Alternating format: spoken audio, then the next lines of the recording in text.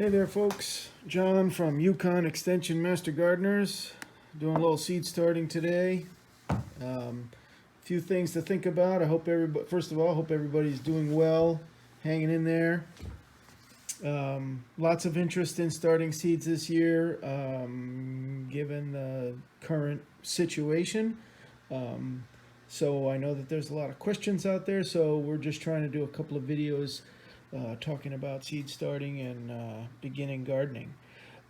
First thing to think about when you're going to start some seeds, you need a potting mix. So any kind of soil starting mix will work. You want to have something that's in a bag. You don't want to go outside and dig up any of your soil in order to start seeds in, because there could be pathogens and insects, and you bring them into a nice warm thing, they're going to flourish and be not the best thing for your seeds. So any sort of bag mix. This is a typical bale of Pro Mix, but any seed starting mix should be fine.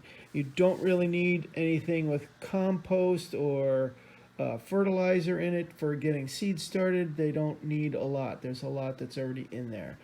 The next thing to do is be organized. You want to make sure that you're starting seeds at the right time. Marigolds are, what do they say? Well, that doesn't say anything. Zinnias probably talking about 4 to 6 weeks.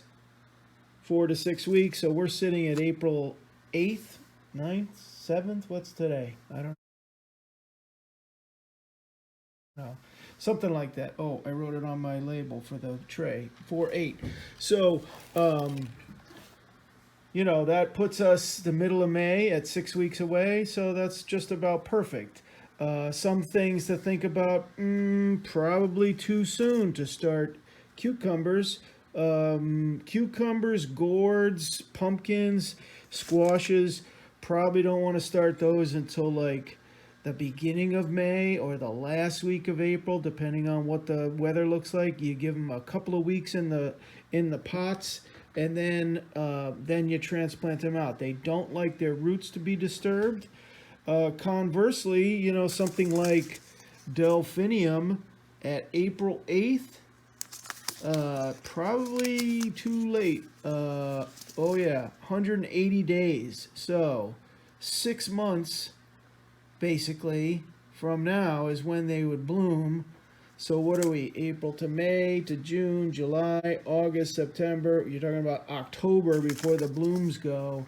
You could do it, but you might not be too happy with waiting and having to wait until October. So, though there are some things that might be a little too late.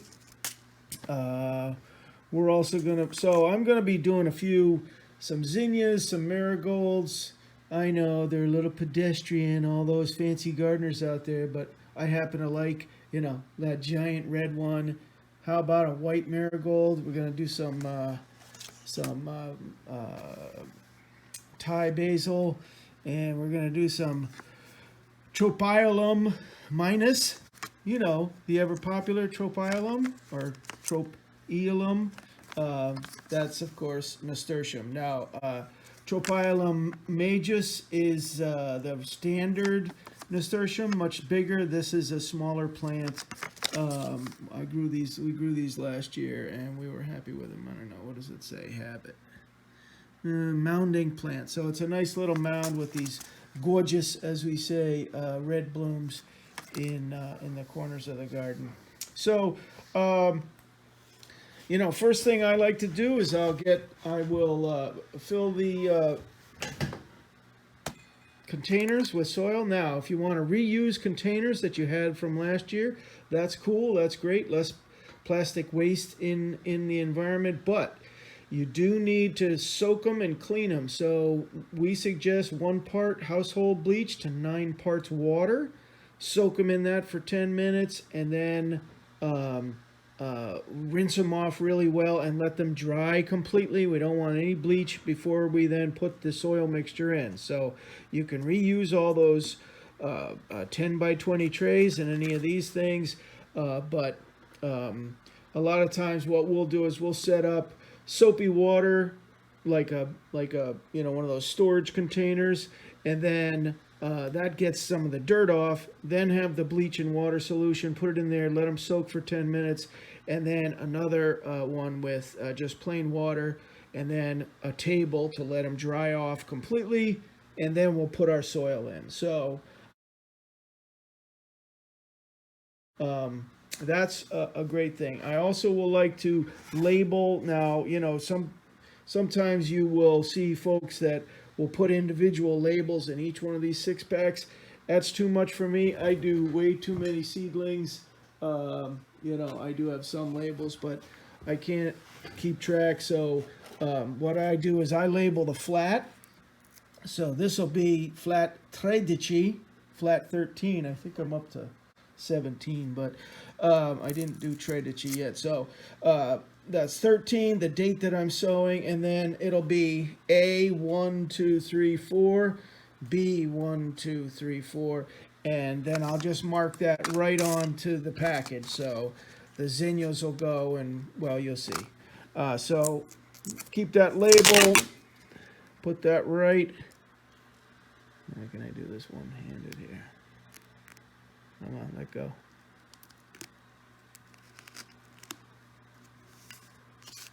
So that just keeps track of that. So now we'll go in, and we're going to always follow our directions. Sometimes, where is it? Was it like a quarter of an inch? Quarter of an inch. Plant seed 1/4 of an inch deep and cover with fine soil. So for my covering, so I've got regular potting mix here, and for covering stuff I'm using coconut coir, which is the chopped up husks of coconuts, and it just is a finer mixture that I find that the plants can get through a little bit easier. You don't need that. I mean, it's fine to just come back with potting soil and just sprinkle on top, or peat moss. So we're gonna follow the instructions. So it says 1/4 of an inch. You see the size of those seeds. They're pretty substantial. Zinnias are pretty substantial seeds. And whoa, slow down there, fella. I'm gonna go a couple in each. These are new seeds. Most of our volunteer garden seeds are donated, so we end up oh boy, holy cow. So if you dump them like that, well, fine. Put a couple, and then maybe we'll do two of these. That's too many in there. Let's take this. Now, did I take them all? No, I did. Okay. We'll try not to throw them all over the table.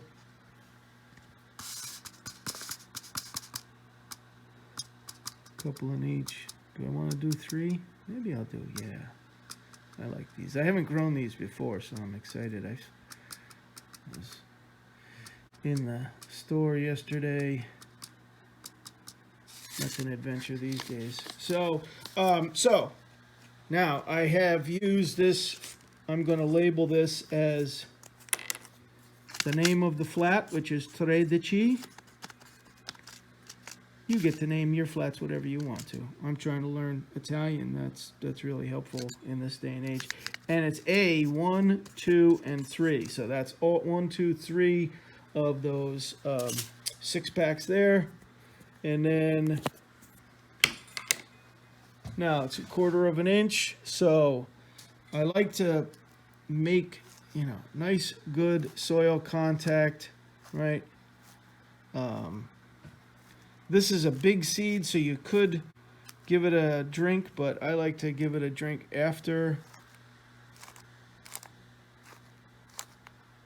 So now this gives me a guide for how much soil I need to put in there, because if I go down about 1/4 of an inch, and then if I put whatever covering soil I'm putting on top, well, I just have to, well, that's too deep, those two. I just have to get even with the top of the, so I'm going to grab some of my coconut coir.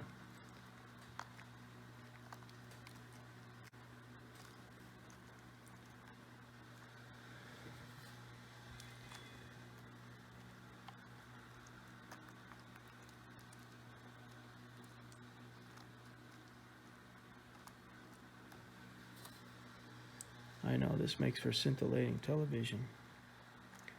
Okay, so good soil contact. You want those seeds to hydrate and have a good base too. And now we take our patented cutie and we're going to give them a little drink. Now, if these were super fine seeds, we'll see this. Well, I'll show you when we do the basil.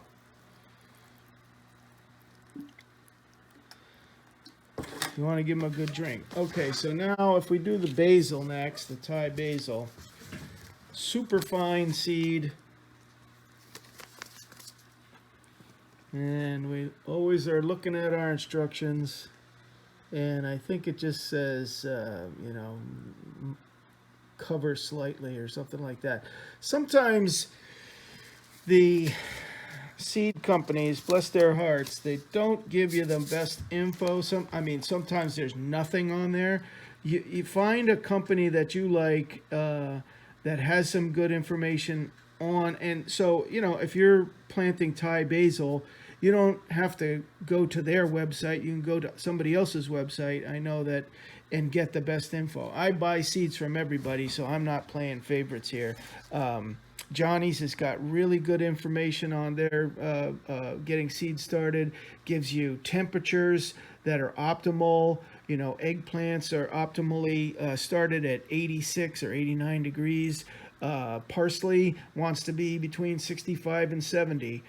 So, you know, you go onto the heat mat with the eggplants, but you just have just a regular flat, not on the heat mat for the parsley. So you can get the info. So super tiny seeds.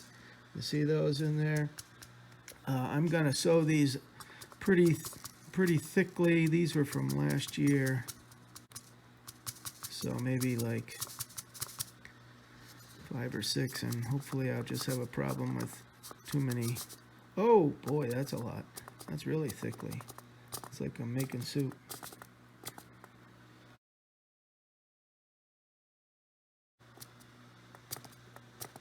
Alright, that's plenty. Lightly. So, lightly covered, and that's where this coconut coir, or you can use peat moss too. That'll, you can get that pretty fine. You don't want any big, you know, branches and boulders in there. You just want something fine that the seedlings are going to be able to come through. But you do need to cover most of them unless the seed packet says light aids in germination. And there are a few seeds that are like that. But just read your seed packs. But in many instances, the light, the seed won't germinate if it's not covered. It needs to be in the dark, and it needs to be hydrated. So, okay. So now here's an instance where I won't use, certainly don't want to use this kind of a watering can, because you do this kind of watering can with those tiny seeds, and it's just going to tumble them all up. And even this guy could disturb those fine seeds. So we have our spray bottle, and just what, you know, you want to wet them really well.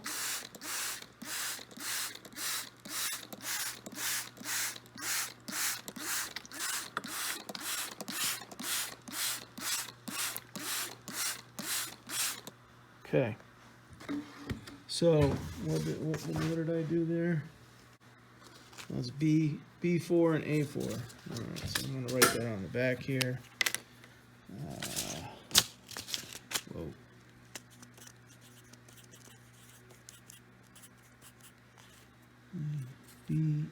A4 and B4. Okay. And then what else are we going to do? We can do, I already started some of those jaguar. That plant never stopped last year.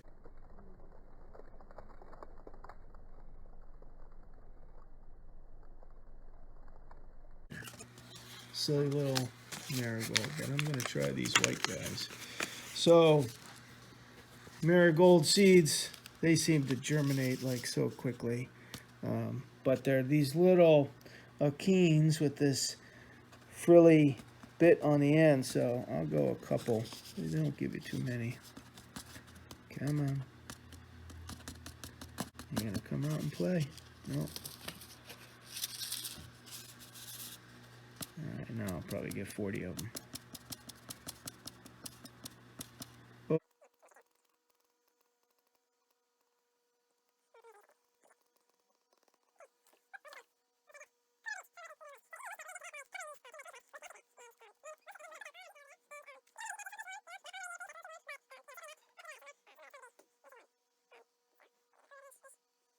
These are tough, you know, you don't have to freak about getting everything perfectly. You want to just give the best chances for these guys.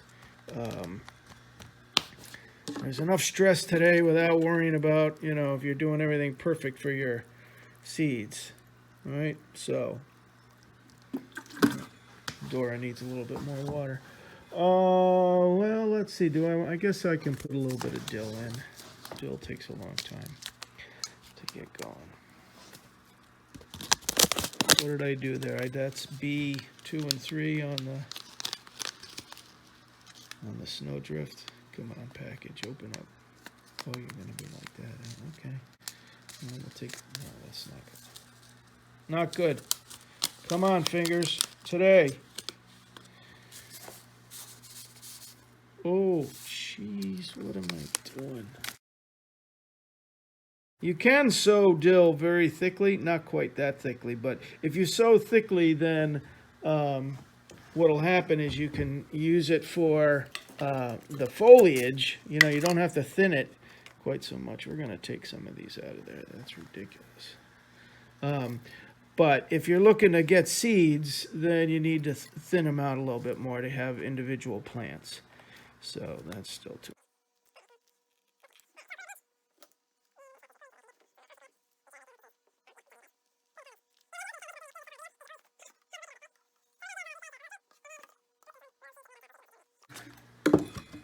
Okay, so the only other thing, what we'll do now is this guy is going to go onto the heat mat, and then I'm going to cover him with a piece of saran wrap like we have there.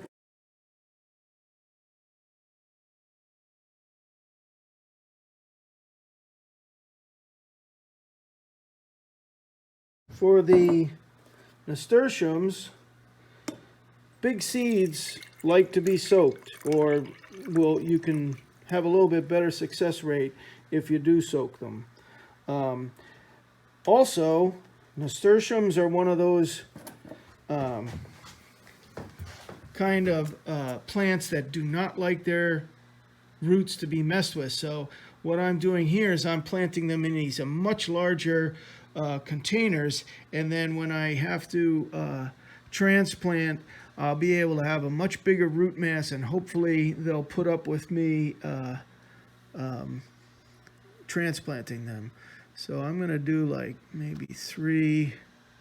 You can direct seed nasturtiums right into your containers, you know, if you've got containers on the deck or right in the ground. But I just, you know, I don't always get everything out. I'm always running around with too many things going on. So we're just gonna, I'm taking a chance with these guys here. So good soil contact. I think they want to be about a 1/2 inch down if my memory serves me, but that's always a bad thing. What are we saying? Culture 1 week, 1/4 of an inch. Yeah, see, I would have buried them too deep. So, you know,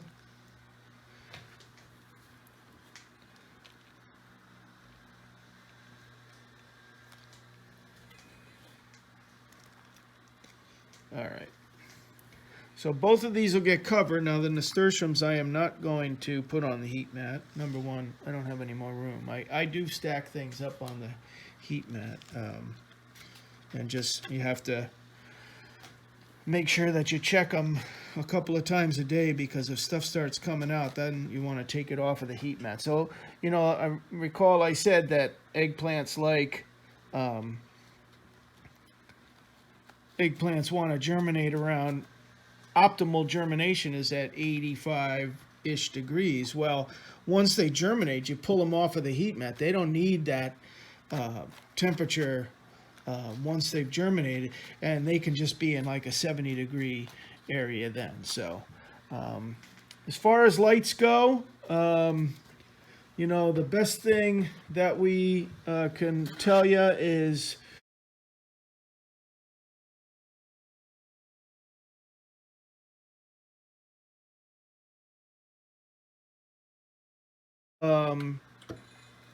you want to have good, even light. You can see, well, let's see. All right, the dill here, this flatted dill is, even though this is pretty good light, they are reaching. They're reaching toward the middle. Both edges are both edges are reaching to the light. So, you can put them a little closer. The problem is, and this, you've got to let the plants tell you what's happening, right?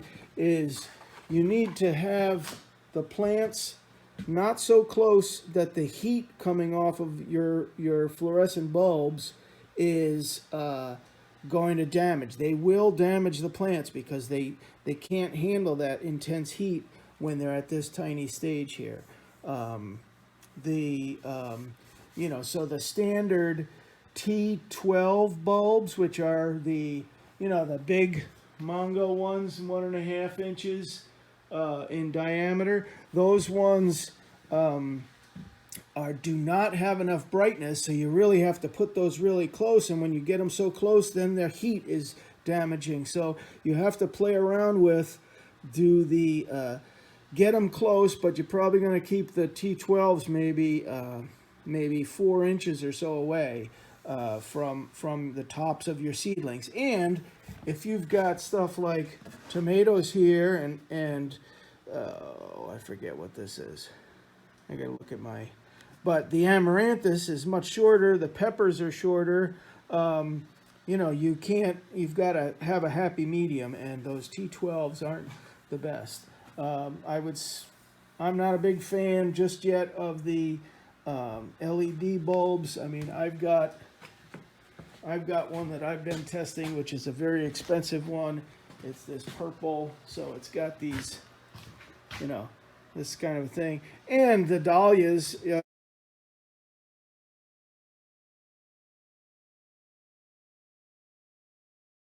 that I did some cuttings. Oh, look, they're already setting flower buds. We don't want that on April 8th now, do we? Get rid of those, get rid of those, get rid of those. Some orangium. You can buy these things that are in all the garden centers, and you don't have to wait to put those out. You can just put them in pots and get them started. And these are some artichokes that you have to start those really early, 8-12 weeks, and then you have to plant them out, because in order to get flowers, you have to it's a biennial plant, so it won't flower until the second year. But if you plant them out and it doesn't get above 50 for a couple of weeks, it fools the plant into thinking that it was through winter, and then when it does warm up, you will get flowers that same year. So it's a good looking plant, very tropical looking. All right, I think that is it for today. These are all the bean seeds that we've got for the People's Harvest Garden. That's what 1,500 onion plants looks like. Those came a week ago, last Wednesday. I'm keeping them, well, I'm supposed to keep them in the cold and the dark because, of course, we don't have volunteers to work at the garden just yet to plant any of these. So I'm going to have to figure out how we're doing. But we've always had really good luck with these as opposed to onion seeds or onion sets. But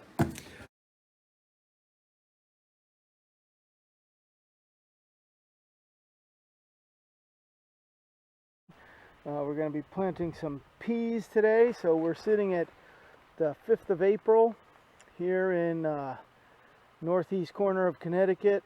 The soil is pretty wet, so we want to make sure that we're not walking or limit how much we're walking on it. I'm going to be utilizing the plastic that was laid down in between our rows last year to that'll be where we plant now, and then I'll take the plastic and put that over. Try and get 2 years out of our plastic.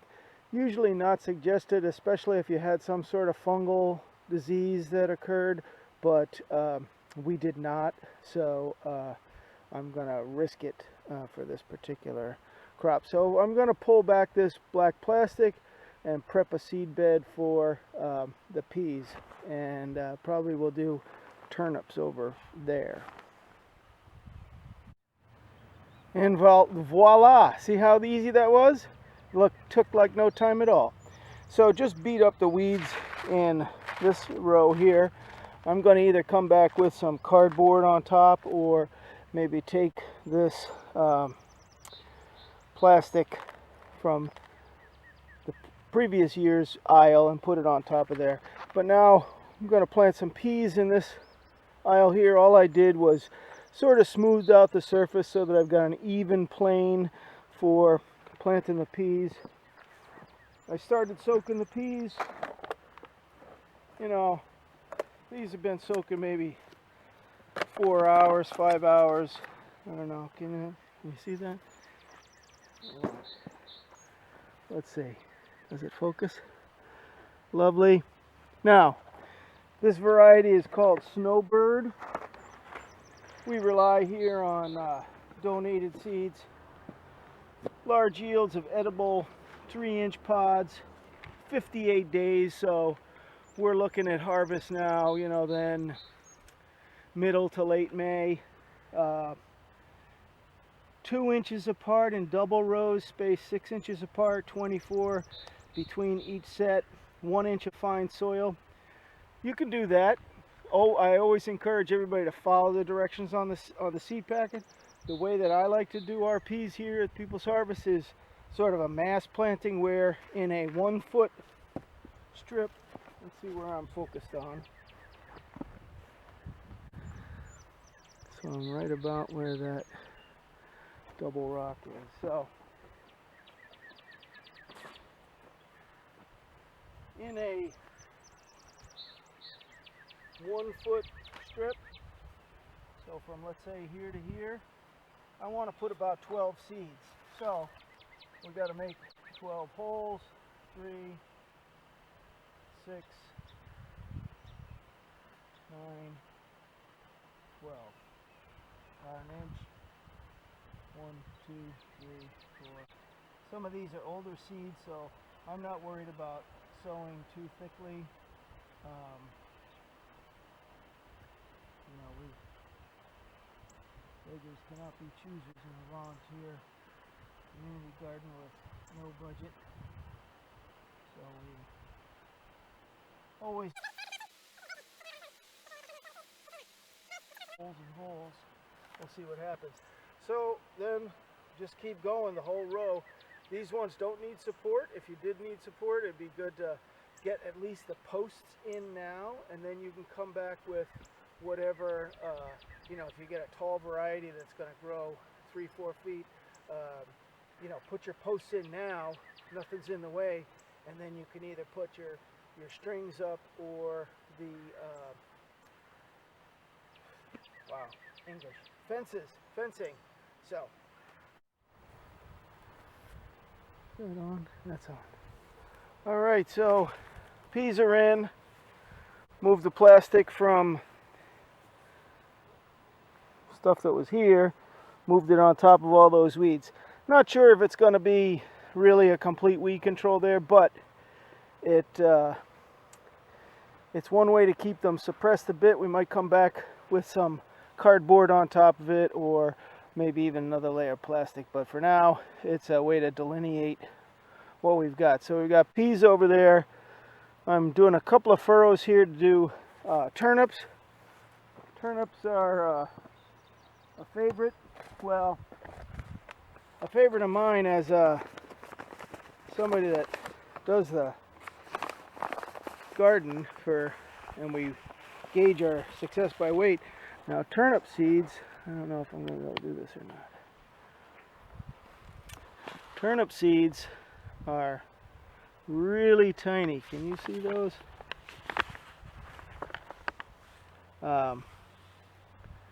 Yeah, so very fine, very quick germinating. Typically we sow them, you know, it's hard to sow them individually, so you do have to come back and thin them. Let's see, 35 seeds per foot in rows 18 inches apart. Direct seed, pH range of 6 to 7.5. Sow in early spring, 2 to 4 inch wide band, seeds 1 inch apart for small turnips, or 2 inches apart, and half this rate for larger turnips. What are we doing for depth? I usually don't. I'm doing like a 1/4 of an inch. Oh yeah, 1/4 of an inch to 1/2 an inch deep. So I like to do the furrows, then I'll go through and seed them, and then just kind of cover with the hoe. Right? All right. You want to watch me make a furrow? That'll be good. That makes for scintillating television, or whatever this is. So we never want to walk on the bed that we're growing in. If you walk on the aisle, if it's really wet, get a board. You know, if you're doing this in a raised bed, right, which a lot of folks are doing nowadays, get a board. Put the board down and then walk on the board. You will limit the amount of compaction of all that fancy soil in your raised beds. So, especially for someone of my advanced weight, way better to, well, hopefully you're not surfing here, snowboarding. Now this soil is probably a little wet to be doing this, but today was the day I had the opportunity to be here. See the number of weeds here and freak out. Look, this is a volunteer community garden. You just have to realize you only have so many hours for people to work, especially now in this new reality. We're going to be doing onesies and twosies and spreading out, and so you can't sweat the small stuff.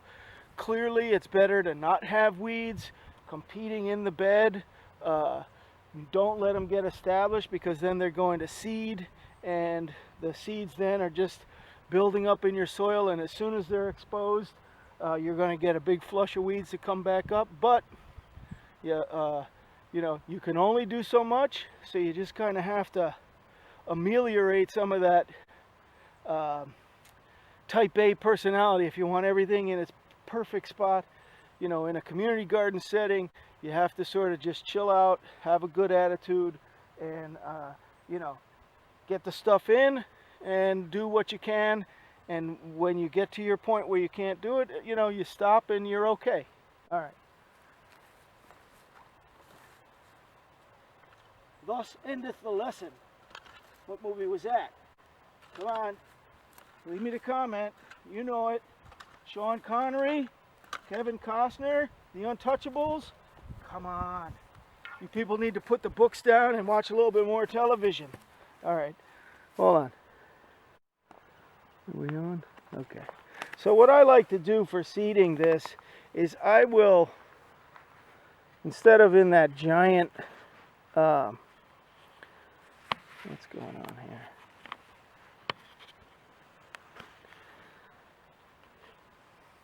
Instead of in this giant bag and try and pour out of there, I'm going to transfer to a smaller, you know, packet, and then I will sort of fill each furrow, what did they say, 35 seeds per foot, you know, or a little bit less, or half that amount. So just sort of go along, and I would favor the outside of each furrow so that we've got a little bit of space between, and that's it. So you can watch me dribble some seeds into the furrow.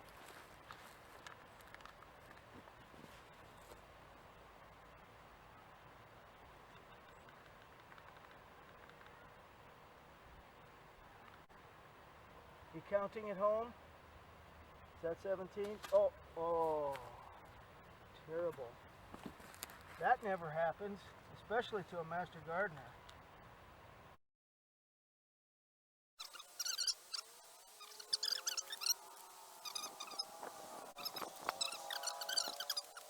Trying to cover a little bit. Again, we're only trying to go 1/4 of an inch, 1/2 of an inch. The rain will wash some of this back down. And then make sure good soil contact. Always good soil contact right up to where I stop seeding.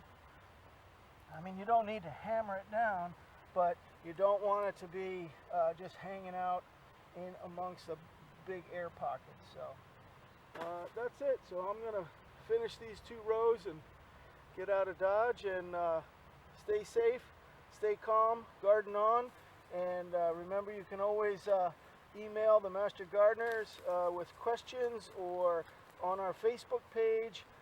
We're working to come up with some other avenues that you folks can reach us. Tell us what you're growing now underneath, and I'll figure out whether this is purple dead nettle or henbit. I think it's dead nettle. I don't know. That's it, folks. Take care. Oh, there he is. Can you see that guy? Who can look at the color of that guy? I don't know if I'm in focus or not. Look at that. April 5th. Insects alive.